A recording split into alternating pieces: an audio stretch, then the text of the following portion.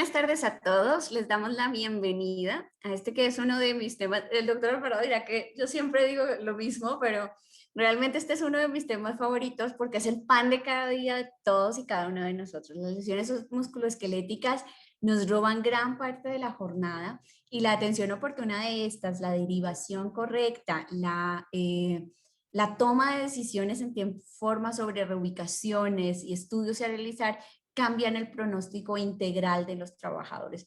Yo creo que estas son justamente no solamente las causas de asistencia más comunes en los servicios médicos, sino también las causas de asistencia más comunes a las diferentes entidades como el IMSS.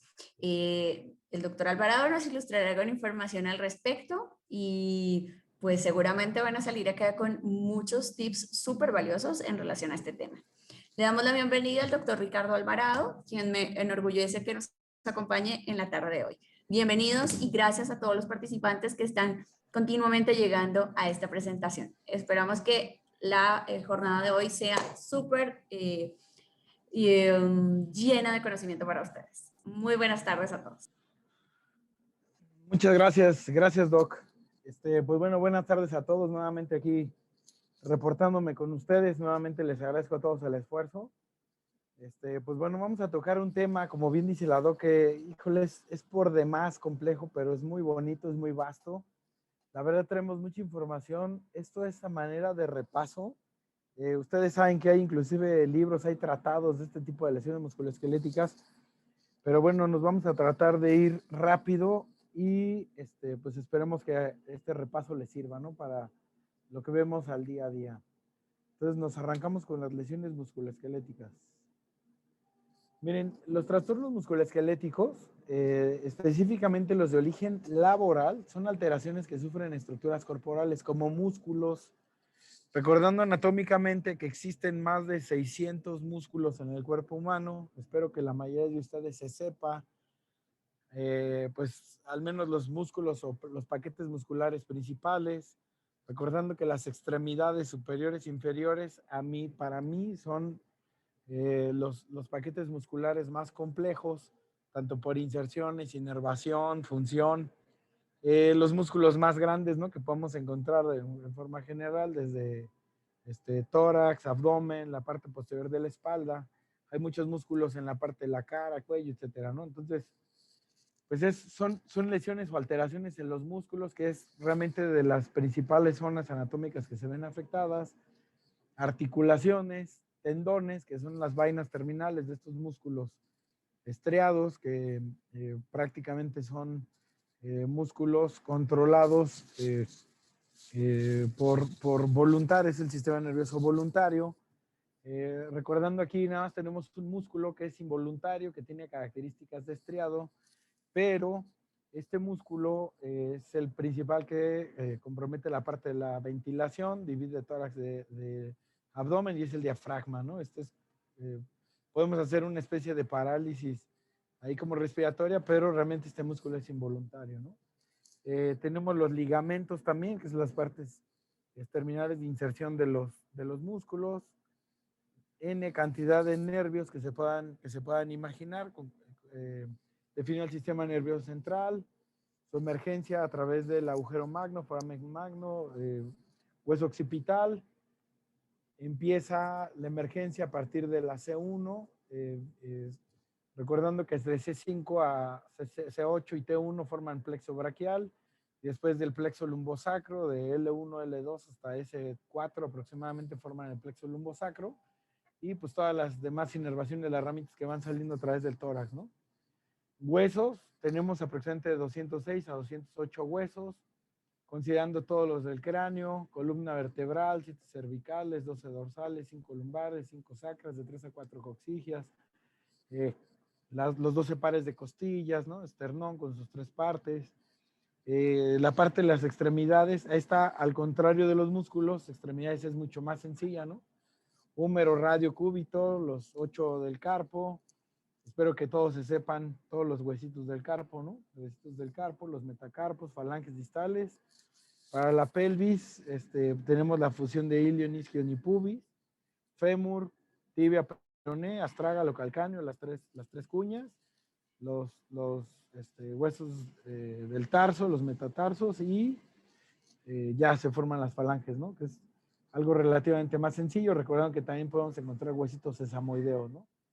El complejo sistema circulatorio, que también está por todas partes, y cada una de las arterias o venas tiene un cierto nombre, dependiendo de su territorio anatómico.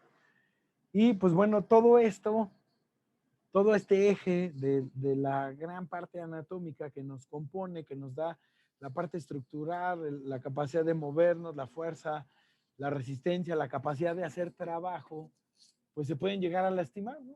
Por la propia actividad que tenemos, o la propia inactividad que tenemos. Por ejemplo, una vez me preguntaban que quién es más propenso a lesiones, los operadores que están todo el tiempo ahí de pie, esforzándose, haciendo movimientos de pie, etcétera, o los que estamos mucho tiempo sentados. Y pues esta la dejo a debate. Y yo creo que los más vulnerables en general podemos ser los que somos más sedentarios, los de trabajo, oficinas, porque bien que mal ellos hacen ejercicio todo el tiempo, están haciendo esfuerzo todo el tiempo, tienen mejores condiciones, mejor tono muscular, tienen desarrollan mejores aptitudes para la parte de músculo esquelético que nosotros, pero pues también así se exponen, ¿no?, a muchos otros riesgos. Entonces, bueno, estas pueden ser causadas o agravadas fundamentalmente por el trabajo. Estamos definiendo los trastornos musculoesqueléticos de origen laboral, por el trabajo, sea cual sea, la actividad administrativa o pues obviamente actividad en piso, con todas las categorías, miles y miles de categorías que hay. Y ojo, los efectos del entorno en el que se desarrolla. Son más susceptibles ciertos entornos de trabajo a diferente tipo de lesiones osteomusculares. Si hay zonas donde hay temperaturas extremas, ya sea elevadas o abatidas, cambios bruscos de temperatura, sudoración, transpiración excesiva, y obviamente cualquiera con manejo manual de cargas o sin apoyos de herramientas mecánicas, etcétera, pues el propio entorno lo puede generar trastornos musculoesqueléticos, ¿no? Entonces, miren, vamos a empezar aquí. La sexta encuesta nacional, perdón, del Instituto Nacional de Seguridad e Higiene en el Trabajo, del Ministerio de España, que para mí se me hace algo genial. Ellos están muy, muy avanzados en la parte de salud en el trabajo. Y toda esta parte de los musculoesqueléticos y ergonomía son muy buenos, son buena punta de lanza y pioneros para este tipo de lesiones. Y fíjense, en una encuesta que hacen, demuestran que el 74.2% de los trabajadores sienten alguna molestia musculoesquelética atribuida a posturas o esfuerzos, ¿no?, derivados del trabajo. Entonces, miren, las zonas más afectadas son la zona baja de la espalda, que conocemos como la región lumbar, hasta el 40.1%. Después nos vamos a la parte de la nuca y cuello, el 27%. Y la zona alta de la espalda, que podría considerarse como la región dorsal o interescapular, el 26.6%, ¿no? Entonces, pues bueno, la zona lumbar es casi la mitad del tipo de manifestaciones de alteraciones de dolor. Casi el 24% de los trabajadores sufren dolor de espalda. A mí se me hace una cifra muy, muy alta. O sea, casi el 24%, es casi una cuarta parte, ¿no?, de nuestros trabajadores. Y el 22% de estos tienen dolores musculares, ¿no?, considerando que normalmente la primera fase que activa este tipo de dolor pues son contracturas musculares, que son reflejas, ¿no?, o por posturas antálgicas. Después, algo interesante, los trastornos musculoesqueléticos son la principal causa de ausentismo laboral, imagínense. O sea, esto pues obviamente reduce la producción o reduce la productividad, la eficiencia, ¿no? Y esto ¿cómo se manifiesta en las empresas? Pues aumentan los costos sociales y pues reduce los objetivos, ¿no?, de los que podamos obtener. Y ojo con esto, miren, la mayor parte de los trastornos musculoesqueléticos son por trastornos acumulativos. Compañeros, esto nos abre una pauta de que podemos lograr prevención en este tipo de trastornos. Son la piedra que diario la estamos golpeando, ¿no? Y con la pica estamos diario, golpeando, hasta que llega un momento en que esa parte musculoesquelética pues simplemente truena, ¿no? Y se desmorona, y es cuando puede ya manifestarse, ¿no? ¿Y qué creen? Algo bien interesante, que normalmente nos da síntomas mucho antes, nos avisa, es una enfermedad bien noble, porque nos avisa mucho tiempo antes de que algo está mal, y el problema es que luego no le hacemos el caso debido Cuando llega el trabajador manifestando dolor, que es apenas uno de los síntomas iniciales, lo primero que damos es, te duele, te doy un analgésico y vete, ¿no? Y ya, hasta ahí. Y nunca creo que nos tomamos el tiempo suficiente para analizar realmente, no, no, no consideramos del, oye, ¿qué haces? ¿En qué estás trabajando? ¿Te acaban de asignar alguna tarea nueva? ¿Cómo le estás haciendo? ¿Tienes las herramientas? ¿Tienes la capacitación? Y, ¿por qué no? Y más bien yo diría, los exhorto a, oye, ¿sabes qué? Vamos, ¿no? Pues déjame ver qué haces y cómo lo haces y yo les garantizo que con los primeros síntomas pueden encontrar un montón de datos bien interesantes para prevenir que esto siga avanzando, ¿no? Porque es un trastorno principalmente acumulativo. Y en segundo lugar, pues puede haber también por traumatismos agudos, ¿no? Del origen que ustedes se imaginen, derivado de un accidente, pues que pueda generar una lesión musculoesquelética.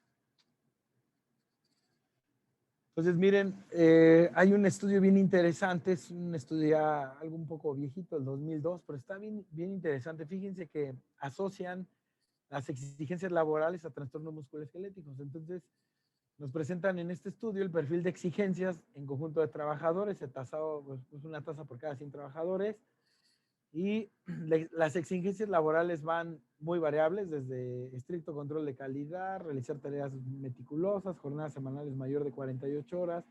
Fíjense, permanecer de pie para trabajar. Yo en la mayoría de las empresas que he visitado, mantenemos a nuestros trabajadores al menos la jornada de 8 horas, el área operativa de pie. No, y es bien fácil. Oye, hay momentos que sí los he observado donde el operador va a su tablero y llena sus tableros o llena sus reportes y no hay nada. Donde ahí le podemos ofrecer hasta 2 minutitos, 5 minutitos de sentarse o de descansar un poco la posición pues, para llenar sus reportes, pero la realidad es que no las tenemos, ¿no? Con el resto de las enfermedades que puede tener de la parte vascular el estar de pie. Y fíjense el movimiento de fuerza con hombros, brazos o manos, ¿no? Hasta el 44.3%. Entonces, estas principales exigencias, obviamente, pues, hay muchos de los trabajadores que se quedan más de las 48 horas trabajando, les exigimos mucha parte en los controles de calidad, los ponemos a hacer cosas muy, muy finas.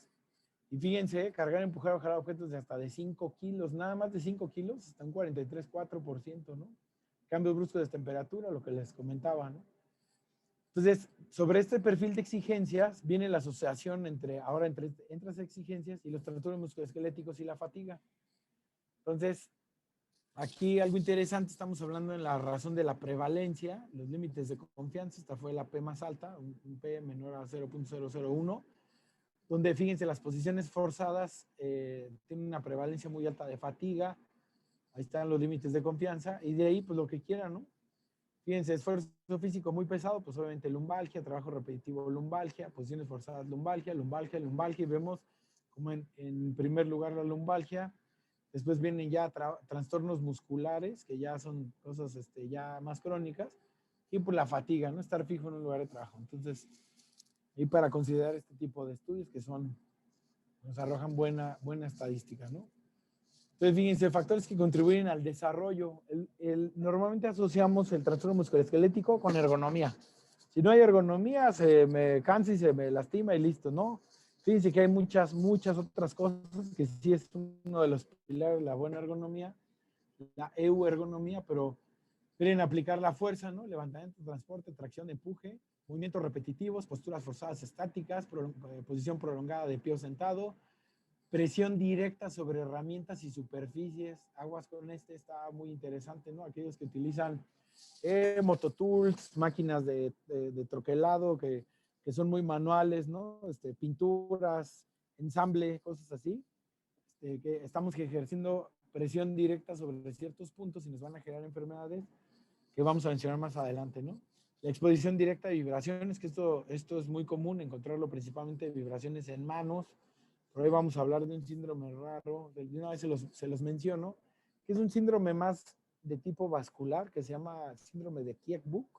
Creo que la mayoría lo ha escuchado hablar, que es una necrosis avascular del escafoides, donde literal se considera musculoesquelético, pero es más un trastorno en la parte ósea, donde la vibración que se genera en el impacto, microimpacto acumulativo en esta zona de la base de la mano, va generando vasoconstricción hasta que se genera una necrosis vascular y es un síndrome difícil tanto de diagnosticar como de tratar. Y aquí la asociación principal, causa-efecto, trabajo-daño, pues es la exposición a vibración directa en las manos, ¿no? Lo que comentábamos de los entornos, ¿no? Las partes ambientales de los climas, la iluminación también, los niveles de ruido elevados también pueden generar. Fíjense que el nivel elevado de ruido genera contracturas musculares, puede generar tensión, además de que afecta la parte emocional. El simple hecho de estar expuesto a niveles elevados de ruido puede generar tensión en la parte muscular, ¿no? Si estoy muy tenso y todavía me pones a echar fierros, a mover, a cargar, a almacenar, a hacer la actividad que quieras, con esta tensión muscular por el propio ruido que se genera en el área, sin importar el peso, puedo tener un trastorno musculoesquelético. ¿Sale? De los factores organizacionales y psicosociales, pues trabajo de alta exigencia, bajo nivel de satisfacción, trabajos repetitivos. Fíjense, este punto es bien interesante. Me acuerdo una vez un trabajador me dijo, oiga, Doc, es que me siento muy mal, me duele la espalda, el cuello, ando bien tronado, ya saben, ¿no? Los síntomas de siempre. Cuando lo trata de explicar más de qué tiene y cómo fue y si se lastimó, qué levantó, su respuesta fue muy clara. Me dijo, Doc, llevo 25 años echando fierro diario. Me levanto, llego a la planta, me planto frente a mi máquina, agarro un engran, lo meto, lo saco. Llevo 25 años haciendo eso, que estoy harto. Fíjense qué interesante fue y que puede ser realmente la causa real del trastorno musculoesquelético. Entonces, interrogan también esta parte, la parte psicosocial, emocional, cómo se sienten en el trabajo, la sensación de falta de apoyo por parte de los compañeros y los factores individuales, pues cualquiera médico, ¿no? Historial médico, capacidades físicas, falta de entrenamiento físico, que es muy común. Por ejemplo, ya hay áreas donde siempre les digo a mis trabajadores, compañeros, esta es la parte de mayor exigencia para la parte física. Necesito que estén al nivel de lo que les pide esta planta. Si ustedes no entrenan, si ustedes inclusive no hacen algo de pesas, si no tienen condición, les va a ganar la planta porque no están a la altura de lo que les exige la planta. Entonces, cuidado aquí con las capacidades físicas que cada vez tenemos. Yo veo dos grandes extremos. Se me van al sedentarismo, a todo lo que da alcohol y tabaco, o se me hacen unos muy buenos deportistas, ¿no? Entonces, es bueno, ¿no? Y motivar a que tengan buenas condiciones físicas. Obviamente, pues, las edades, problemas de obesidad, que es la enfermedad número 1 en México, y consumo de toxicomanías, principalmente tabaco, merma nuestra capacidad física. Y el propio tabaco tiene efectos secundarios en la parte muscular. Se puede resumir a que prácticamente va haciendo rígida la parte muscular, disminuye la elasticidad y la compliance de los músculos, y esto pues, nos hace más propensos a enfermedades musculoesqueléticas, ¿sale? Entonces, bueno, las zonas más afectadas, pues prácticamente aquí es toda la parte anatómica, cuello, espalda, ¿no? Que dijimos que es la más común, más del 40%, manos y muñecas, que son también por las principales zonas con las que hacemos nuestro trabajo. De ahí viene la cadena, la parte de los codos, los hombros, en extremidades inferiores, lo que son las rodillas, piernas y pies, ¿no? Recuerden nada más, breviario anatómico, recuerden que aquí es el brazo, donde está el húmero, este es brazo, antebrazo y mano. Esta es la posición anatómica correcta universal, con las palmas de las manos viendo hacia el frente. Así se describe la parte anatómica, así se describe lo osteomuscular. Y esto es muslo, realmente esto es muslo, vienen las rodillas, después vienen las piernas, donde está tibia y perone, y ya tobillos y pies, ¿no? Entonces, miren, las molestias más frecuentes por sector de actividad. Me voy a ir aquí a la industria, específicamente el 38.6 se va a la zona lumbar baja, 26% a la zona dorsal, cuello 24%, extremidades superiores el 15%, ¿no? Y el resto de los servicios, pues principalmente en la parte de la columna lumbar, 39.2 y 27.3, lumbar y dorsal hasta cuello 28.6, ¿sale? Entonces, ¿cuáles son los más frecuentes? Miren, para la zona corporal de la espalda puede haber presencia de hernias discales que realmente no son tan comunes, pero son graves. Obviamente la lumbalgia, considerando que la lumbalgia, compañeros, es territorio de todos y de nadie, ¿no? Porque la lumbalgia yo lo llamo el síndrome del me duele. Traigo dolor en la espalda, ¿no? Y luego, pues me duele y hay varios métodos de estudio de la lumbalgia, pero sí pues, a través de ninguno de estos métodos de estudio se confirma algo, el síndrome del me duele es bien difícil de clasificar y a veces hasta de tratar. ¿Sale? La famosísima ciática que vamos a mencionar, dolores musculares en la espalda, protusiones discales que ya son muy graves, ¿no? Distensiones musculares que estas sí son muy, muy comunes, lesiones en los discos. En el cuello tenemos dolor de cuello, espasmos musculares, toda la parte de la trapecia, principalmente las alas superiores, inserción con el occipital, los esternocleidos, ¿no? Son muy comunes. Rara vez lesiones discales. En hombros puede haber tendinitis, periartritis o bursitis. Las bursitis también son comunes en los hombros. Y estas se asocian mucho pues a limitación en los movimientos de ABD, ¿no? De abducción, como el síndrome de pensamiento subacromial o hasta un manguito rotador. En los codos, las epicondilitis, codo de tenis, codo del golfista. En las manos, síndrome de túnel del carpo, que no es tan común, pero sí es un padecimiento muy complejo, muy, muy complejo. Es más común ver las tendinitis, entumecimiento, hipoestesias, hiperestesias, distensiones musculares. Y en la pierna, pues prácticamente la ciática, ¿no? Que es la que compete este tema. Entonces, miren, de los problemas más comunes, nada más para repasar algunas definiciones, un tirón se define como aquel que ha sido comprimido o estirado hasta su máximo es un tendón que ha sido comprimido o estirado hasta su máximo. Imaginen esta liguita que se está estirando, forzándolo a más allá de su grado de movilidad normal. Es un tirón. Simplemente agarré la liga, le di un estironcito de más, ahí quedó. Normalmente es reversible, no tiene muchos efectos secundarios, se compone rápidamente. Ahora nos vamos a lo que es el esguince. El esguince ya es una lesión en la que un ligamento, además de que se estira más allá de sus límites, ocasiona un desgarro o ruptura. ¿Vale? El tirón nada más fue el forzamiento, pero ya el esguince ocasiona desgarro, ruptura de algunas fibras en la sustancia del ligamento, ¿no? La tendinitis es la inflamación de un tendón. Acuérdense que todo lo que acabe en itis es inflamatorio, en base a la etimología. Y esto puede ser debido a un padecimiento inflamatorio que puede ser primario o alguna lesión mecánica. Las tendinitis, compañeros, recuerden que pueden tener inclusive otro tipo de componentes, ¿no? No todo es por esfuerzo y todo, aguas con las tendinitis, la mayor cantidad de las tendinitis pues son componente osteomuscular, pero recuerden que hay otras enfermedades autoinmunes como lupus, otras enfermedades de manifestaciones sistémicas que pueden generar inflamación de ciertos tendones, ¿no? La miositis, inflamación del músculo, puede ser primaria o secundaria a una lesión mecánica de algún músculo. Las artritis, anormalidad articular, esta definición me gusta mucho porque no solo abarca la inflamación, sino es una anormalidad ocasionada por una lesión o enfermedad o anormalidad congénita, que no se nos olviden estos padecimientos, ¿sale?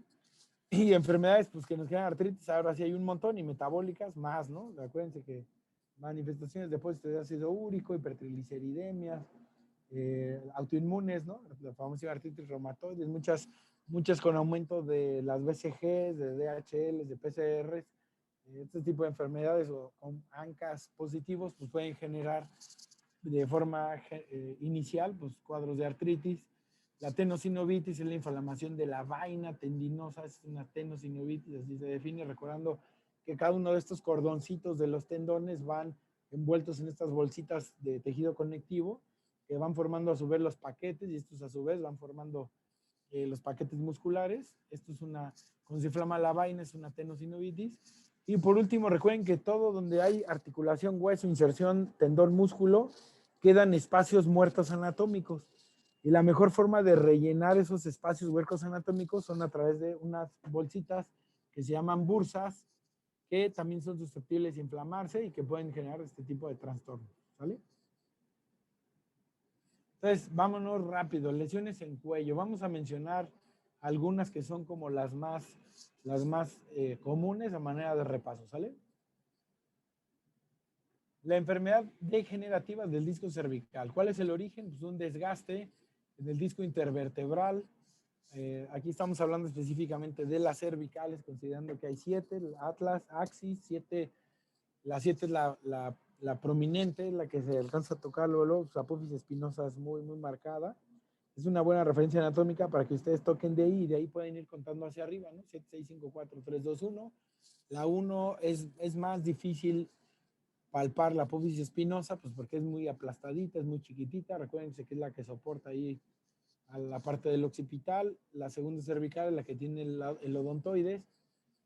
Y pues bueno, se van desgastando los discos intervertebrales por antecedentes laborales, incluyendo posiciones difíciles y prolongadas, ¿no? Aquellos que están mucho tiempo con el cuello torcido, agachados, viendo hacia abajo. Por ejemplo, yo podría atreverme a decir que esta enfermedad degenerativa del disco cervical puede ser una enfermedad emergente en aquellos jóvenes, ¿no? Que están mucho tiempo en la parte del celular por la propia posición que se adapta o que se adopta pues para tener ahí el control de los medios electrónicos modernos. Ojo, es más común en los varones y en mujeres, aquellas que son mayores de 40 años. El sitio de generación más común es C5 o C6. De la parte de los datos clínicos, es una causa frecuente de dolor en el cuello, la cual por lo general pues, se siente como una rigidez. Este es un dato clínico muy, muy importante, compañeros, para que lo consideren, ¿no? O sea, el dolor en el cuello no todo el tiempo es muscular, o sea, no todo el tiempo es, pues te duele el cuello porque estás estresado, ¿no? Recuerden nada más como diagnóstico diferencial que a veces el dolor de cuello no tiene un componente osteomuscular, sino que puede ser un dato clínico de hipertensión. Por eso yo les sugiero, ya traigo un dolor en el cuello, como si me han dado un golpe, me siento como fatigado, así como cansado el cuello. Chequenle la TA, nada más, por no dejar, descarten la TA, pregunten síntomas de vasoespasmo y obviamente ahí pregunten cualquier antecedente de tipo osteomuscular, pues para definirlo. Y les digo, bien interesante, sienten como una rigidez. El inicio del dolor es agudo y después se va como controlando de forma gradual. Se intensifican los síntomas en la noche y al recostarse, esto es un dato muy, muy interesante de que ya el disco ya muy, muy desgastado. Y pues para hacer un diagnóstico inicial simple, una radiografía anteroposterior y lateral de la columna cervical les puede ayudar. Compañeros, algo bien interesante, recuerden que nosotros no somos especialistas en esto. Es nuestra responsabilidad saber este tipo de padecimientos, entender este tipo de padecimientos, de preferencia diagnosticarlos, pero lo que yo más les pido es que lo sospechen. ¿Para qué? Pues para derivárselo al experto, ¿no? ¿El experto quién es? Cualquier trauma y ortopedia, y hay un montón, que ellos ya nos van a ayudar a definir realmente cuál es el tratamiento. Muchas veces de la parte del tratamiento les colocan un DIAM, un expansor intraespinoso, son como unas muelitas geniales donde esto ya les libera mucho la carga, la parte del disco, más muchas cosas de rehabilitación y terapia, ¿no? Repito, compañeros, el tratamiento lo debe de dictar un experto, porque a veces nos los queremos quedar, inclusive evidenciando ya con radiografías ahí disminución de espacios intervertebrales o lesiones importantes como antero o retrolistesis. Y no, pues yo me lo quedo, yo le pongo aquí su tribe 12 o su complejo B y lo voy a reubicar. ¿Y qué creen? A la mera hora sí era algo muy importante que inclusive requería ya algún otro tratamiento. Y considerando que la parte cervical, pues nada más sale el plexo braquial, ¿no? Nada más. Entonces, con toda la importancia que tiene este bendito plexo y sus troncos y sus cordones, ¿no? Entonces, vamos a hablar otro sobre el síndrome de pinzamiento del hombro. Este sí va a ser un poco más frecuente. El origen, dolor de hombros ocasionado por el rozamiento del tejido conectivo del tendón con la parte del omóplato. Muchas veces aquí la parte del supraespinoso que se mete hacia la parte de la cápsula articular, se queda pinzado entre la parte del acromion y la bursa que tenemos ahí. Entonces, se genera ya sea por un inflamación de la parte del músculo o por una bursitis. Y aquí vean realmente el espacio anatómico que ahí es milimétrico. Basta con que se inflame un poquitito cualquiera de estas dos para que cuando se haga un movimiento, principalmente de ABD, un movimiento de abducción, de elevar el brazo, intentarlo extender a 90 grados en la parte de abducción, pues es muy, muy, muy característico esta parte del dolor. Coincide con el inicio de movimientos repetitivos, principalmente aquellos que se hacen arriba de los hombros, arriba hacia la cabeza, ¿no? Los datos clínicos, el inicio del dolor puede ser gradual o agudo. Yo ya lo tuve una vez, compañeros, créanme que es un dolor muy, muy intenso. te limita mucho para la parte de la función. Yo me preocupé un día en la mañana, además de que duele durante la noche, es muy doloroso. Esto es algo bien, bien característico de este dolor, del pinzamiento subacromial. Duele en la noche, uno no aguanta ni siquiera por la posición, yo me ponía boca arriba, boca abajo, duele toda la noche y por fin cuando intentas ya sea bañarte, el aseo hacia la cabeza, cuello o ponerte tu ropa, el dolor es muy agudo. Entonces, sí, sí atiéndanlo. Se expresa normalmente hacia la parte anterior del hombro, pues, donde se asoma el acromion. Se intensifica más con los movimientos de ABD o cuando tratamos de hacer rotación interna. Como se expone la cabecita del húmero es muy doloroso. Y el diagnóstico pues lo pueden hacer primero clínico, pueden apoyarse con una radiografía AP del hombro tomada en una rotación interna y externa, ¿no? Y por último, pues deriven ya sea el trauma y la mejor forma del tratamiento, esto hablo por mí, fue con fisioterapia y rehabilitación. Desafortunadamente luego hay unos traumas que ven este tipo de síndromes y lo primero que quieren hacer es operar, ¿no? Y yo le decía al trauma, pues, ¿qué vas a operar? Pues, o sea, ¿qué vas a hacer? No, es que voy a liberar la cápsula. Pues no, mejor me voy a desinflamar bien, ya sea el supraespinoso o la bursa, y vamos a ver cómo me va, ¿no? ¿Y qué creen con la fisio? Jalé re bien, me fue muy bien.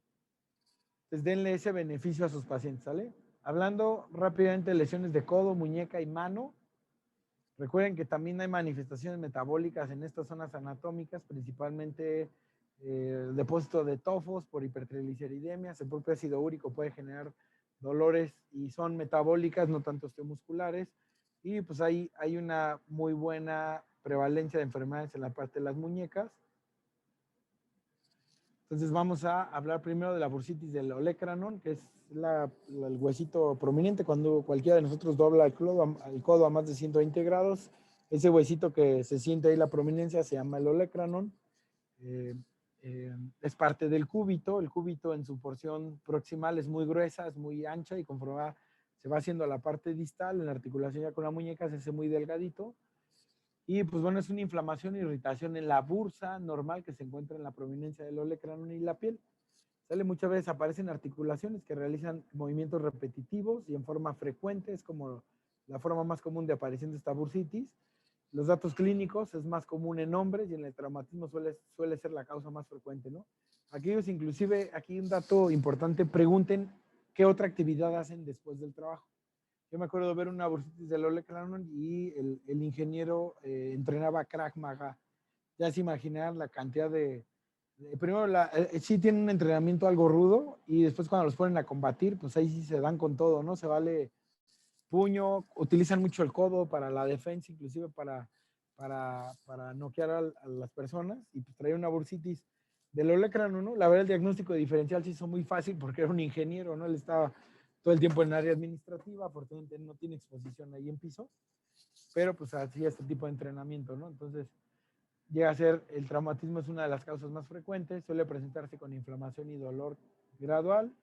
El diagnóstico pues es más clínico y se pueden apoyar de una radiografía simple, ¿no? Esta radiografía normalmente se pide una lateral del codo y pueden complementar con una AP con la extremidad extendida, pues nada más para ver espacios articulares o ver que no hay ahí alguna masa o cuerpo extraño en la parte articular, pero en la clínica prácticamente les dice mucho, ¿no? Y los antecedentes. La tenosinovitis de Kerbein, la famosa enfermedad de Kerbein. Es una afectación dolorosa sobre los tendones de la muñeca, a la altura del retináculo. El retináculo es esta zona anatómica que tenemos aquí, que también se le llamaba antes la tabaquera anatómica, porque al tener la posición de la mano en esta forma, con esta extensión, se hace pues como una fosita y antes lo utilizaban mucho la gente porque ahí apoyaba su tabaco y lo ponían en el papel arroz y así hacían su rollito de tabaco, ¿no? Entonces pues también se le conoce como la tabaquera anatómica y pues es una afectación dolorosa sobre los tendones de la muñeca al lado del pulgar. Específicamente es una afectación del tendón extensor corto y el abductor largo del pulgar, recordando que el pulgar es uno de los miembros anatómicos más consentidos porque tiene prácticamente su propio aductor, abductor, tiene extensor corto, largo, es uno de los dedos más consentidos porque tiene muchas estructuras anatómicas y pues por ende es la parte, el pilar fundamental para el agarre, la aprehensión, pues es el dedo pulgar con todos los mecanismos que tiene. Considerando simplemente esto, compañeros, que la pinza fina, ahorita yo les pido que junten su dedo pulgar con el índice y este movimiento tan fácil que hacemos de pinza fina nos clasifica como la única especie animal que puede hacer este movimiento de pinza fina. Así de importante es el pulgar. Entonces, imagínense toda la actividad que hace el pulgar y más durante el resto del día y más en el desarrollo de las actividades laborales. Todos los datos clínicos, hay un dolor e inflamación cerca de la base del pulgar, principalmente en la zona dorsal. Hay dificultad para mover el pulgar y la muñeca al hacer algo que implica asir o pellizcar, hacer pinza fina, hay dolor, o hacer una extensión como tal de la muñeca les genera dolor. En esa zona, en la base del pulgar y la parte de la muñeca, el dolor es muy agudo, como si fueran agujas o alfileres, y como si se llegara a trabar, ¿no? ¿Cuál es el diagnóstico? Pues con clínica. Hay que ver la clínica, los antecedentes, hay que hacer un examen de la mano para determinar si sienten dolor. Al aplicarse alguna presión en la muñeca, pueden hacer ahí la percusión, ¿no? Lo que es el Tinel, el signo de Tinel, para ver si hay dolor en esas zonas. Normalmente si es positivo el Tinel, les genera dolor, considerando que están ustedes explorando extensor corto y abductor largo. Y tenemos una prueba que llega a ser algo patognomónica para esta enfermedad que se llama la prueba de Finkelstein, que es cuando le pedimos al señor que meta su dedo pulgar, lo cierre entre sus 4 dedos de la mano, extienda la extremidad superior y haga una hiperextensión de la muñeca. Lo que estoy buscando con la prueba de Finkelstein es que se hiperextiendan estos dos tendones que están involucrados, atrapados aquí por el pedazo del retináculo en la inflamación de sus vainas, y se genera un dolor muy, muy agudo. Con eso prácticamente están confirmando tenosynovitis de Kerbein. ¿Sale? Epicondilitis medial o síndrome del pronador flexor. El origen es la inflamación de la masa de los músculos pronadores, flexores, que se originan en el epicóndilo medial del codo. Compañeros, recordemos anatómicamente, viendo la imagen anatómica de referencia anatómica universal, todos los músculos que se encuentran hacia la cara palmar, todos los músculos que tenemos en el antebrazo son flexores y todos los músculos que tenemos en la cara posterior o dorsal son músculos extensores. ¿Sale? Prácticamente los músculos pronadores se encuentran en la cara anterior o palmar y este tipo de epicondilitis, recuerdan que la mayoría de los músculos se insertan en los epicóndilos medialo lateral, hacen su recorrido a través de radio y cúbito, tienen algunas ciertas inserciones, principalmente para la pronosupinación, pero el resto de los extensores o flexores ya se meten a la parte interna de la mano, la parte superficial de la mano, y prácticamente todo el paquete muscular de la mano nace en los epicóndilos. ¿Sale? Entonces es causada por uso excesivo de los flexores de los dedos y de los flexores pronadores de la muñeca. Recuerden que pronar es rotar la mano hacia arriba. Recuerden esta mnemotecnia. Si quiere propina, supina, ¿no? O sea, hace la manita hacia arriba pidiendo su propina. Si quieren propina, supina es la manita hacia arriba. Y prona es la manita hacia abajo. Entonces, aquí esta enfermedad se da más por uso excesivo de los flexores de los dedos, o sea, hacer cerrar el puño o hacer agarre, y de los pronadores de la muñeca, o sea, hacer la manita hacia abajo. Se produce por cualquier actividad que imponga una fuerza del valgo sobre el codo, ¿no? Que hay un montón de actividades que hacen este tipo de movimientos. Los datos clínicos: hay dolor en la cara medial del codo que se irradia hacia el antebrazo.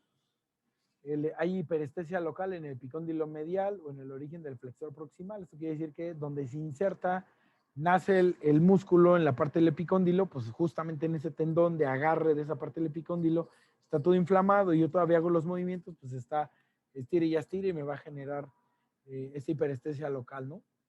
Los rangos de movilidad, algo interesante es que parecen intactos, no se limitan demasiado, pues porque tenemos otros grupos musculares que están ahí involucrados en las partes más profundas para la pronosupinación, que también entran como al quite y hacen que se haga la función. No quiere decir que no esté lastimado, porque muchas veces decimos, a ver, muévalo. No, sí lo mueve, usted está re bien. No. Principalmente el antebrazo, recuerden que tiene como varios niveles de músculos hasta la parte más profunda, los interóseos radio y cúbito, que tienen una función específica para pronosupinación. Entonces, Una de estas características es que los rangos de movilidad en general pueden permanecer intactos. Y el diagnóstico, pues además de los datos clínicos, ustedes hagan la sospecha. El estándar de oro es una resonancia magnética nuclear de esa parte porque se ven tanto las inserciones tendinosas como algunos trayectos de las vainas musculares con inflamación y edema, ¿no? Repito, esto de preferencia, déjenselo al experto, a los traumas. Dedo pulgar en gatillo es una enfermedad muy, muy común. El origen se ve un conflicto, me encanta esta definición, un conflicto en el espacio entre el tendón flexor y su polea, ¿no? Recordando que ya entran por fin todos estos músculos flexores a través del túnel del carpo, ¿no? Entran 4 en la parte de arriba, 4 en la parte inferior y se van a flexores superficiales y profundos. Los profundos recuerden que llegan hasta la falange distal y cada uno de estos pues tienen sus vainas, ¿no? Para que los propios tendoncitos no estén bailando directamente, que son unos túneles, ¿no? Yo siempre me lo imagino como un ferrocarril, un gran túnel un gran ferrocarril que atraviesa unos túneles y además tiene aquí sus ligamentos cruzados que sujeta también parte de los tendones y las falanges. Entonces simplemente hay un conflicto ya sea en el tendón o en la polea que hace que se edematice y simplemente este edema evita que el tren cruce libremente a través del túnel. Esto hace que le cueste trabajo llegar, pero para liberarlo ya normalmente se queda trabado, ¿no? Se llama dedo engatillo, pues se queda engatillado. El dedo puede llegar a flexionarse o estirarse con un chasquido, es la forma inicial. También se conoce como tenosinovitis estenosante porque se estenosa esa zona o se llega a estenosar la parte del movimiento normal anatómico de los dedos. Y el agarre prolongado puede aumentar el riesgo de tener un dedo en gatillo, ¿no? Aquí ojo con aquellos que hacen mucho movimiento de prensión continuamente o que agarran el mototool, agarran la maquinita y le están apachurre y apachurre, que están apachurre y apachurre, apachurre botones. Yo de las partes anatómicas más afectadas es en la base del pulgar y en la base del cuarto dedo. Datos clínicos, rigidez en el dedo y sensación de chasquido o crujido al movimiento. Además de que empiezan a sentir el paciente como que va tronando y ya les está avisando que algo anda mal. Después puede haber sensibilidad a un bulto en la palma de la mano, pues es que es el nódulo ya del tendoncito ahí que se está inflamando, está atorado.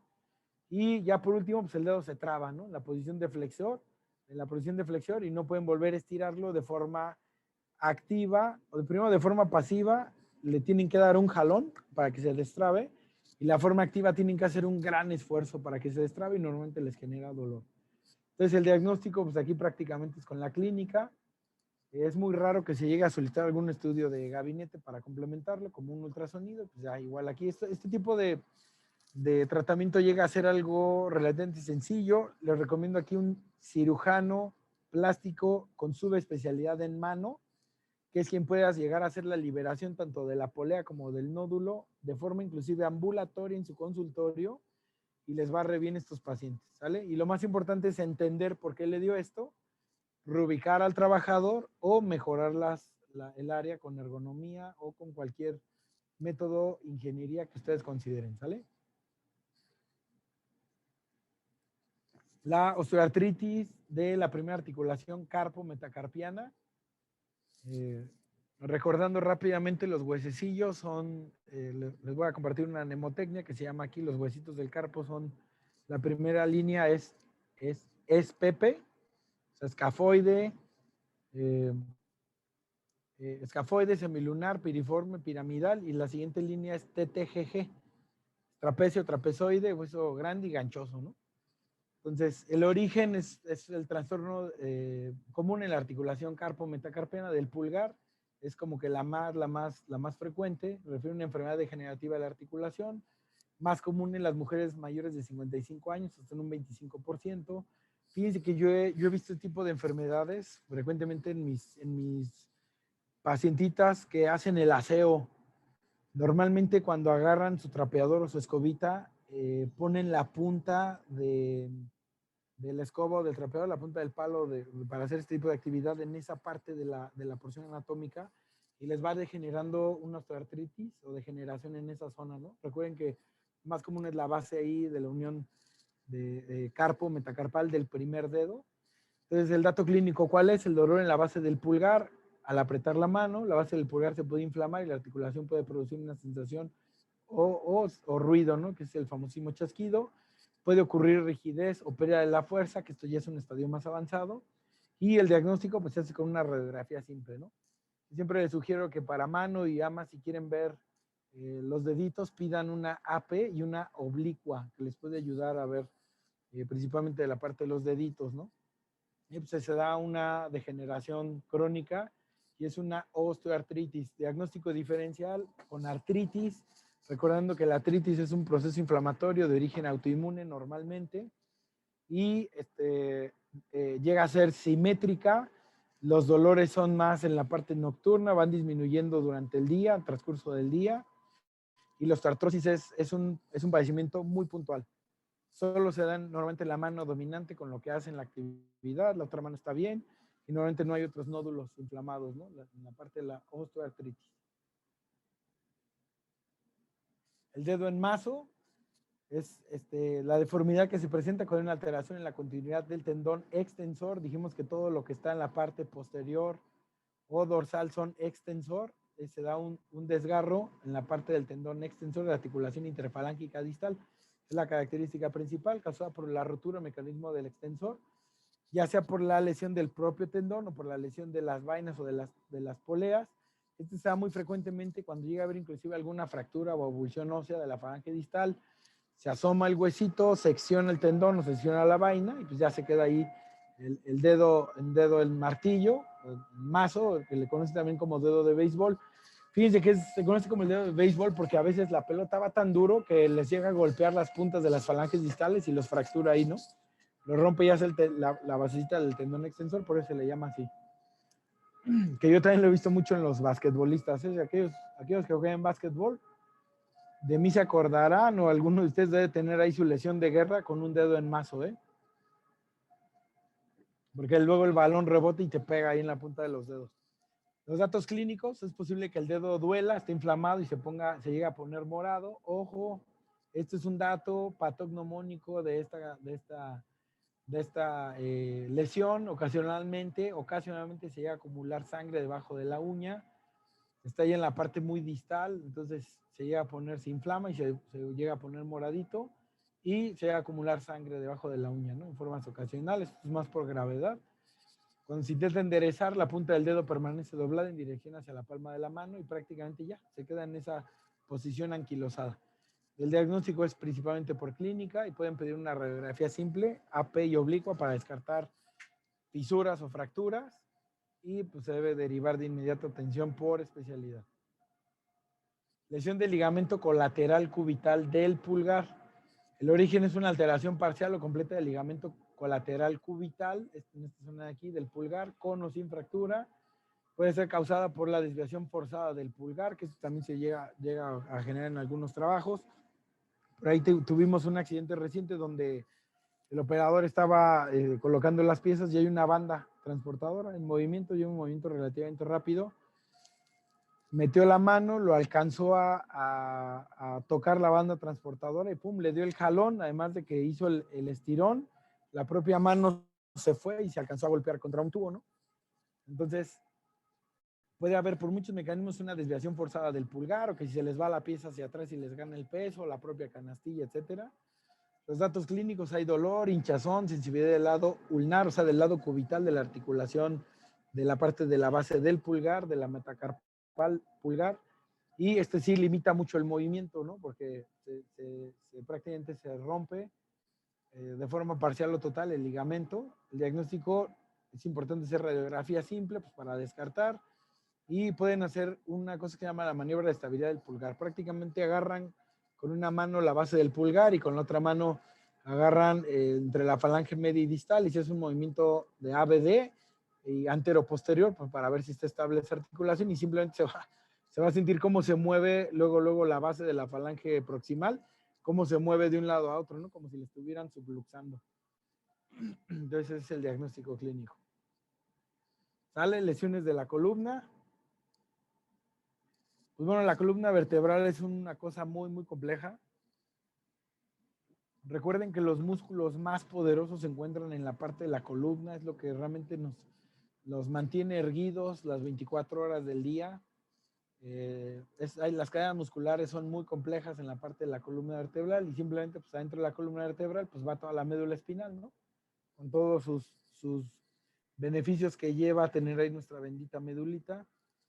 Y pues bueno, dentro de los principales trastornos que puede haber en toda la columna, puede haber hernias discales, puede haber ciática, que esto se da más hacia las partes inferiores, puede haber dolores en las cervicales, dolores dorsales y dolores lumbares, ¿no? Cuando tenemos alteraciones en la columna cervical, en la región cervical, C1 a C7, nos puede haber dolor, rigidez, entumecimiento, sensación de hormigueo, sensación de calor, que puede estar localizado en la nuca, durante o al finalizar la jornada del trabajo.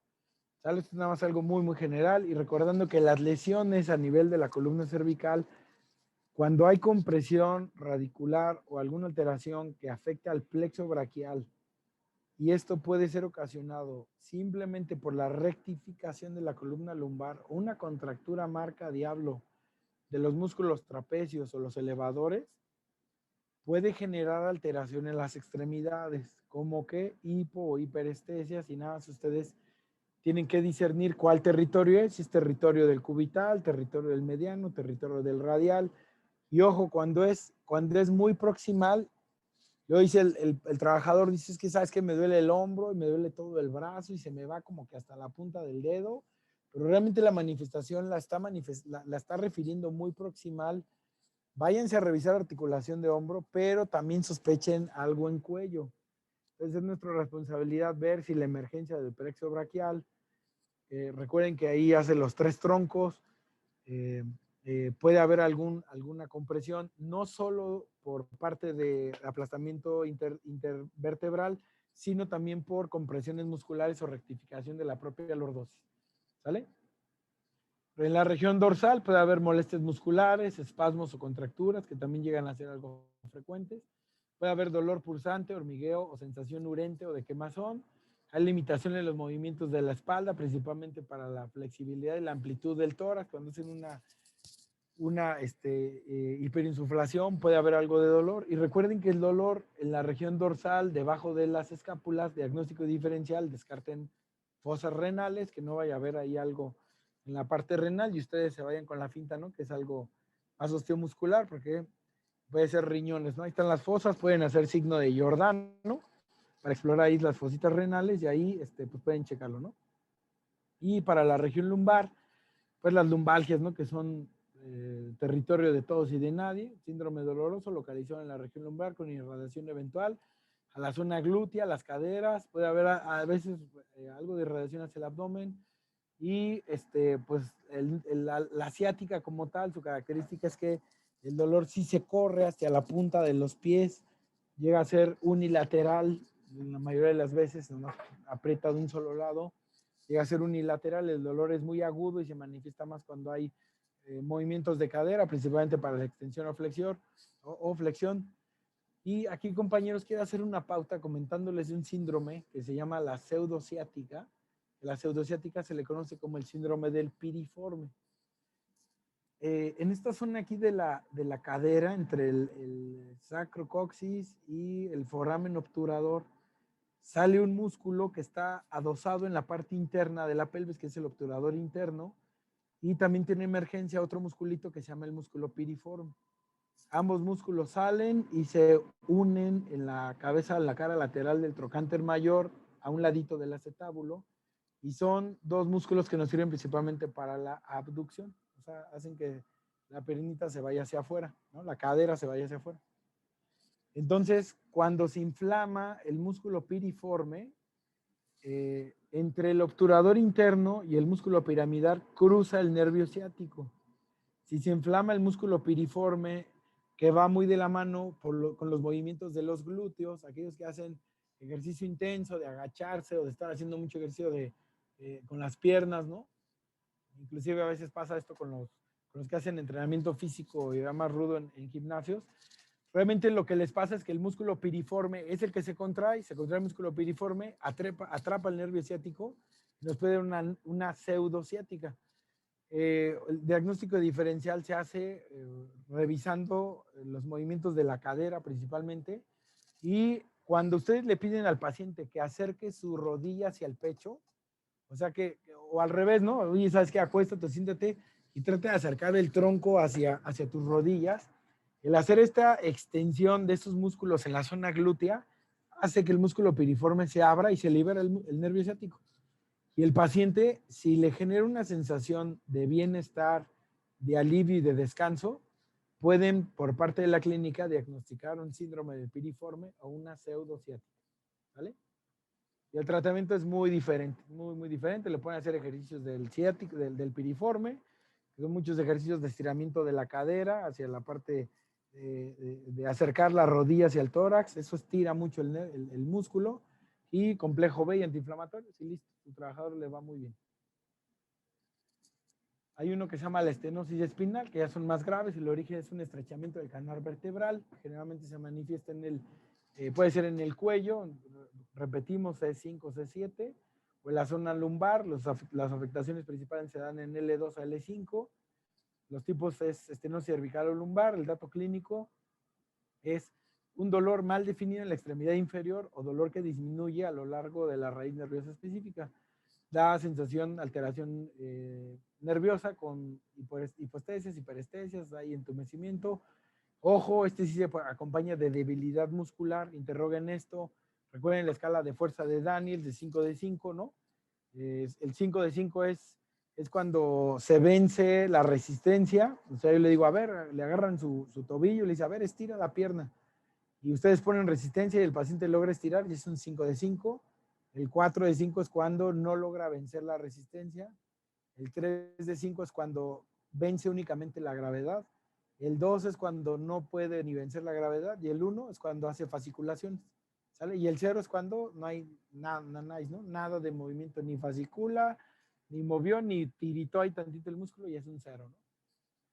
Entonces es importante conocer la escala de fuerza de Daniels para que la puedan explorar.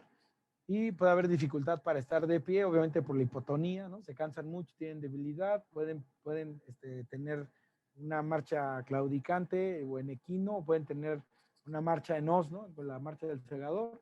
Los síntomas mejoran al sentarse, acostarse o recargarse en una de las caderas, ¿no? Principalmente la contralateral. El diagnóstico aquí sí ya es más complejo, pueden empezar con radiografías simples, pero yo les sugiero, compañeros, ya que se vayan directamente a TAC de columna, a donde ustedes quieran, y el estándar de oro será con resonancia para que deriven, ahora sí, a especialidad, ¿sale? La espondilolisis o espondilolistesis. El origen es un defecto en la porción interarticular. Esto se define más como un desplazamiento anterior o posterior de los cuerpos vertebrales. El nivel más común de desplazamiento llega a ser el de L5 sobre S1, considerando que es un punto clave muy importante donde hay la mayor angulación de la lordosis, es en esta zona, y pues que recuerdan que el L5 es la que recibe la mayor carga de todas las vértebras, ¿no? Los datos clínicos es dolor posterior o bilateral en la parte de los muslos, puede haber espasmo bilateral de los músculos posteriores del muslo, esto ya se da más por compresión ahí de los paquetes nerviosos del plexo lumbosacro. Hay hiperestesia puntual o local intensa o irradiación del dolor, que obviamente también los limita. Y el diagnóstico sí es muy característico, es en una radiografía AP lateral. Aquí ya se puede ver la anteroretrolistesis, ¿no? Y la parte de la espondilolisis o espondilolistesis. Y esto se ve también en una radiografía oblicua, ¿no? Se ven las vértebras afectadas pues, para derivar. Lesiones de la cadera. La cadera, compañeros, les recuerdo que la cadera es esta. Muchas veces creemos que la cadera es esta zona, ¿no? Pues sí va un pedacito de la cadera por las crestas ilíacas, pero aquí más que nada está la zona lumbar y las lesiones de la cadera se dan en la cara alta lateral de la parte del muslo, ¿vale? Entonces viene una bursitis trocantérica, se da, pues por los nombres lo dice, se inflama la bursa, la bursa, ¿no? La bursa serosa que se sitúa en la extremidad proximal del fémur. Es la causa más frecuente de dolor procedente de las estructuras periarticulares de la cadera. Los datos clínicos es un dolor sordo en la cadera, que puede llegar a ser subagudo o se puede llegar a cronizar ya de mucho tiempo. El trabajador dice, no, pues aquí yo tengo ya muchísimo tiempo con mi dolor en mi cadera normal, ¿no? Aquí está un corte de la bursa, que es la que se llega a inflamar. El dolor aumenta ante cualquier mecanismo de abducción, o sea, extender o alejar la cadera de la línea media, y también con rotaciones de cadera, como el sentarse, subir escaleras y extender el muslo. Puede asociarse a hormigueo o puede haber irradiación por la cara externa del muslo, que son como los datos clínicos. Y el diagnóstico, pues principalmente se hace por clínica. ¿Qué dato interesante tenemos con esta enfermedad? Que está muy localizado esa zona de la cadera, no afecta ni la fuerza ni la función. La limitación funcional es más por el dolor en esa zona de la cadera, más no irradiada hacia el resto de la parte anterior o posterior del muslo, considerando pues que ahí está el cuádriceps femoral o el bíceps femoral en la parte posterior con los semitendinoso y semimembranoso, ¿no? Lesiones de rodilla, tobillo y pie. La bursitis pre o infrarrotuliana, acuérdense que también es la rodilla, es una parte anatómica muy importante por el papel que juega, y por lo tanto pues tiene muchas estructuras, ¿no? Normalmente pensamos que la rodilla es fémur, plataforma tibial. Recuerden que el peroné no tiene nada que ver en la articulación de la rodilla, se queda todavía la cabecita del peroné, se queda la parte lateral como 1 centímetro o 2 más abajo, pero sí está la parte distal del fémur, la plataforma articular de la tibia, la rótula en la parte anterior, que es el único hueso con el que no nacemos. La rótula se va desarrollando con la parte del desarrollo del lactante, se va formando ahí la rótula y va agarrando ya forma y tamaño conforme va creciendo el niño hasta los 6 años. Recuerden que la rótula, además de ser un mecanismo de escudo, es inserción para el músculo cuádriceps. Los 4 músculos del cuádriceps insertan tendón, la tuberosidad anterior ahí de la tibia. Y pues bueno, no solo eso es la rodilla, ¿no? Tiene ligamentos laterales, mediales, cruzados anterior, posterior, tiene los meniscos, tiene las cápsulas sinoviales, tiene un montón de cosas. Y pues para rellenar todo ese complejo anatómico, pues tenemos las bursas, ¿no? Estas bursas se inflaman, ocurren con mayor frecuencia sobre la rótula o en la parte inferior de la rótula. Puede ser causada por presión frecuente y constante o una sobrecarga o alguna actividad que fue muy extenuante, ¿no? Los datos clínicos se ocasiona dolor y puede restringir la movilidad de la rodilla, principalmente para la flexión, aquella que no llega a más de 90 grados, y la parte afectada de la rodilla pues puede sentirse muy caliente, sensible, hinchada al momento de presionarla, ¿sale? Entonces, ojo, diagnóstico diferencial, que no esté haciendo algún proceso inflamatorio o que no tenga algún proceso metabólico. Son los diagnósticos diferenciales que deben de considerar. El diagnóstico principalmente se da por clínica y el estándar de oro para estudiar la rodilla pues es la resonancia magnética nuclear. ¿Sale? Ánimo, que ya me lo acabamos. Les menciono la bursitis de la pata de ganso o del ligamento colateral tibial, la famosísima pata de ganso, tiene inserción de estos 3 músculos muy importantes, que son el músculo recto interno, el músculo sartorio y el músculo semitendinoso, que estos vienen corriendo prácticamente por la parte posterior del muslo hacia la cara media y forman la famosísima pata de ganso en la parte lateral aquí de la tibia, ¿no? Entonces, el origen es en la pata de ganso, se inflama la bursa, que resulta de tensiones repetidas del músculo sartorio o del grácil. Se llama grácil porque corre graciosamente como una fina gota de agua sobre toda la parte medial del muslo, así se le llama ese músculo, el músculo gracilis, el músculo grácil, y que se da pues al caminar en subidas o bajadas o por subir y bajar muchas escaleras, ¿no? Es como lo más común. Los datos clínicos: hay dolor y hiperestesia local en esa zona de inserción de la pata de ganso. La inflamación llega a ser mínima, pero algo bien interesante, ¿qué creen, compañeros? La bursitis de la pata de ganso es bien latosa. Normalmente durante el día no da muchos síntomas, pero en la noche sí se manifiesta. El paciente está muy incómodo, se acuesta de un lado o del otro. Normalmente termina con objetos entre las piernas para tratar de ayudarse a disminuir la sensación de dolor. Y pues el diagnóstico es más clínico. Pueden llegar a pedir algún tipo de ultrasonido de tejidos blandos de la zona, pero ¿qué creen? La mayoría no jala inclusive con la rehabilitación y tienen que hacer algún tipo de inyección local. Bueno, les recomiendo que ustedes no la hagan, que la haga el experto. pero se llega inclusive a infiltrar con lido o este medicamento que es acetonida de triamcinolona, ¿no? Y ya con eso se mejoran muchísimo. El quiste de Becker o quiste popliteo es simplemente una acumulación de líquido de fluido sinovial. Este se da específicamente en el hueco popliteo, en la parte posterior de las rodillas, es el hueco popliteo, procedente de la cápsula articular y puede aparecer a cualquier edad, incluyendo etapas tempranas de la vida. Este se da normalmente por sobreesfuerzos. Entre más chiquillos les aparezca el quiste de Becker, se asocia más a algún problema ahí de congénito. Los datos clínicos pueden ocasionar dolor, inflamación, o incluso cuando el quiste se hace ya muy, muy grandote, pues simplemente se traba la rodilla, ¿no? Para la parte de la flexión se queda ahí trabada la rodilla y la extensión llega a ser dolorosa. Cuando existe el quiste grande, pues se genera la molestia y la rigidez, ¿no? O sea, ahí se llega a trabar esta zona en la rodilla. El diagnóstico se da por la clínica y si quieren ver bien el quistecito, dónde está, cuánto mide, dónde está todo, es a través de un ultrasonido, ¿no? La mayoría de los traumatólogos en este momento te hacen tu revisión y ya muchos de ellos ya tienen su ultrasonido, ¿no?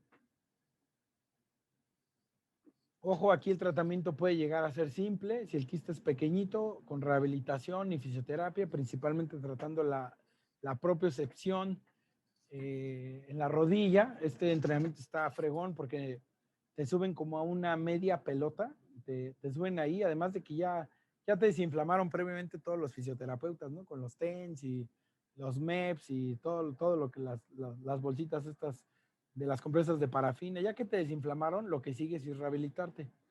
Para quiste de Becker, principalmente te suben una semipelota y te ponen a hacer mucho ejercicio de control y de propiocepción, más fortalecimiento de muslo. Con esto normalmente les va bien. Se los comparto para que no les quieran operar a su trabajador de primera intención.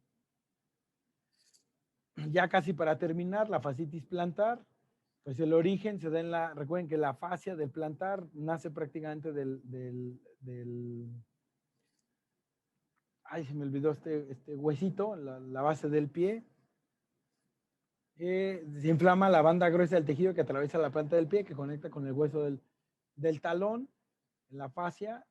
Pero es el calcáneo, perdónenme, se me fue el nombre del calcáneo. Aquí nace la fascia plantar y se va hacia la parte distal de la metatarsales. Es un abanico en toda la planta del pie y pues se inflama, ¿no? Los estiramientos o desgarros repetitivos pueden irritar o inflamar la fascia. Esto también se da mucho en aquellos que pasan mucho tiempo de pie o que estuvieron haciendo mucho esfuerzo con las puntas, como el empujar o jalar materiales. Esto se le da también a aquellos que son corredores o ciclistas, ¿no? Se les puede llegar a inflamar la fascia plantar, o las que ocupan tacones, ¿no? Compañeras de oficinas administrativos también pueden tener fascitis plantar. Los datos clínicos generan dolor punzante, aparecen los primeros pasos de la mañana. Normalmente el paciente, si es muy patognomónico de la fascitis plantar, se baja de la cama al paciente y le duele muchísimo, inclusive es una tortura dar los primeros pasos, ya sea hacia el baño o hacia alguna parte de su cuarto. Es muy, muy doloroso y conforme va pasando el día se les va quitando el dolor, inclusive en la noche ya casi no les duele. Es algo muy característico de la fascitis plantar.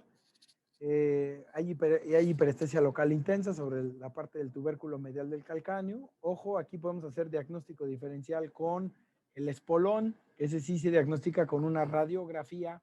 Entonces yo les pido, además de que hagan la clínica con este antecedente importante de la aparición del dolor y cómo se irradia el dolor, hagan una radiografía. Nada más esta siempre es lateral, con poco en el calcáneo, pues para descartar espolón calcáneo, y normalmente no hay molestias durante el reposo. ¿Sale? El tratamiento relativamente es fácil, le pueden dar AINES, complejo B, AINES locales y bien importante los ejercicios ahí de rehabilitación para destensar la fascia del plantar y con eso se recupera rápido su paciente.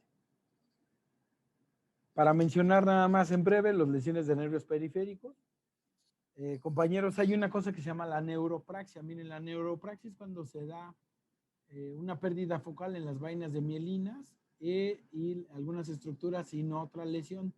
Es como la parte inicial de la lesión de los nervios. La axonotmesis se da cuando ya hay una compresión compleja de la parte de la vaina.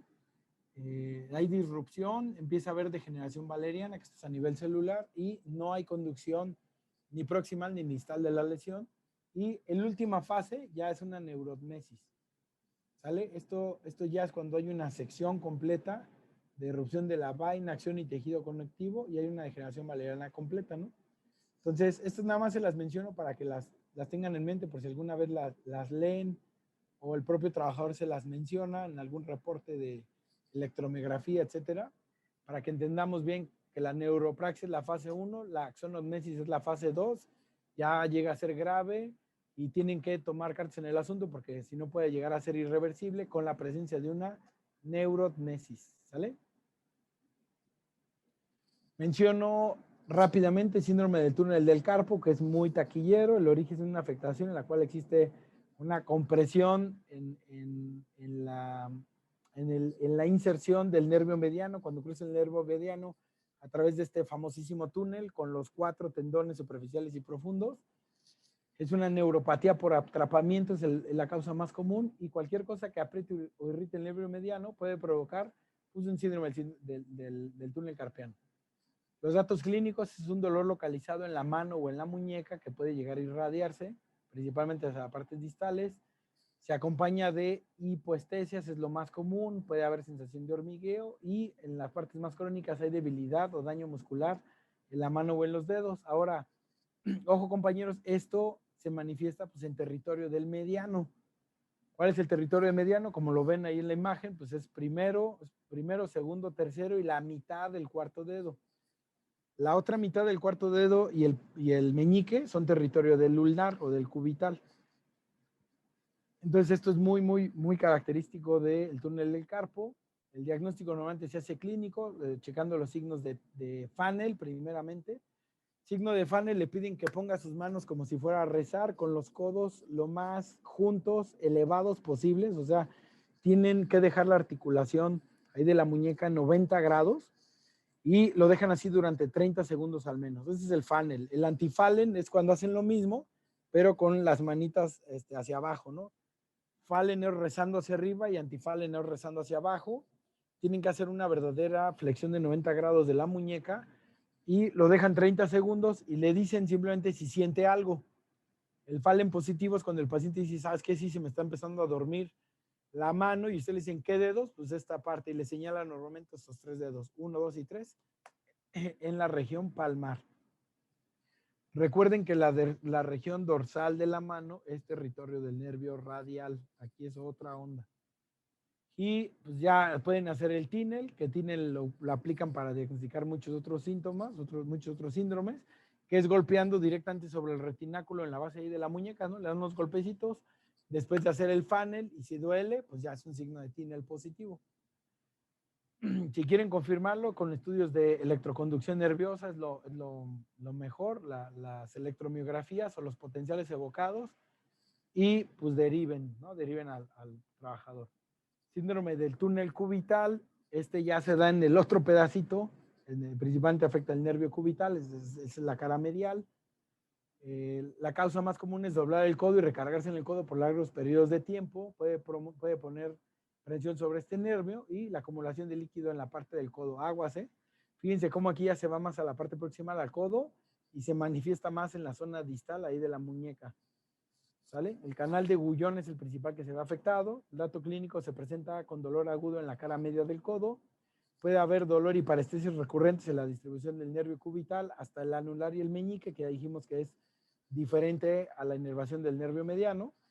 Puede haber signo de TINEL positivo, que es cuando golpean ustedes ahí con su martillito en estas zonas, principalmente en el conducto de Gullón, y hay debilidad de músculos interiores y el abductor del pulgar. Esto se da ya en la forma crónica, diagnóstico clínico y estudios de conectividad de los nervios, potenciales evocados o electromiografía. La neuropatía del cubital es prácticamente lo mismo, nada más que aquí cambia el nombre. Y aquí ya se da por una afectación directa del nervio. Esto se da principalmente cuando se absorbe vibración o hay mucho choque transmitido a la parte del brazo, pero es prácticamente lo mismo que el anterior. Les comento rápido aquí el nervio ciático, que ya lo habíamos dicho, el plexo lumbosacro, que la ciática específicamente se da por compresión en la parte de la emergencia. Esto se da más por hernias discales, lesiones discales, antero-retrolistesis, espondilisis o listesis. Esto sí da una ciática completa, y recordando que el pseudociática es por el músculo piriforme, ¿no? El diagnóstico ya es más clínico, y pues, la irradiación se va prácticamente hasta el talón o a la punta del dedo, y el estándar de oro es la resonancia magnética, ¿sale? Sí los limita mucho. Entonces, pues bueno, compañeros, espero no haberlos aburrido mucho. La verdad fue un repaso muy rápido. Tratamos de resumirlo lo más complejo de los trastornos más comunes, con los datos clínicos más específicos y cómo lo pueden diagnosticar.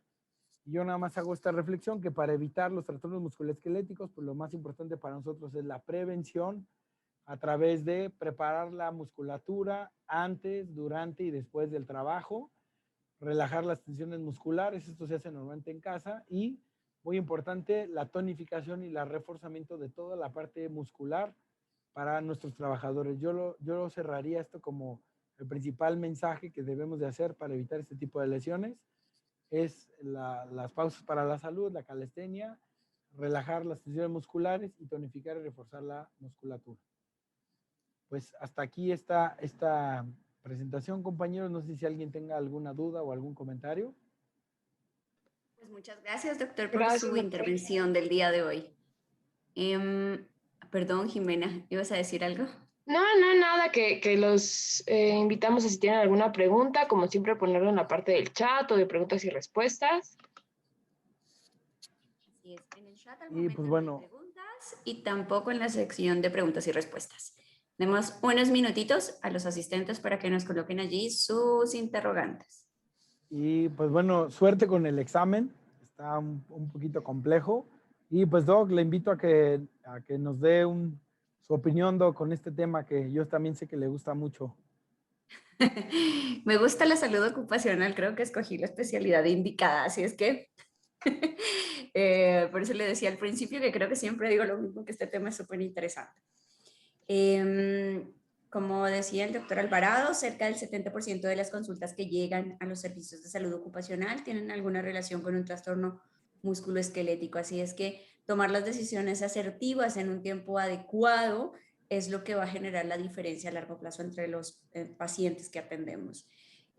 Como lo mencionó en una parte de la charla, creo vital no pormenorizar las molestias de los trabajadores y darles oportuna atención y derivación a los especialistas indicados. Muchas veces creemos que el ortopedista puede solucionarlo todo.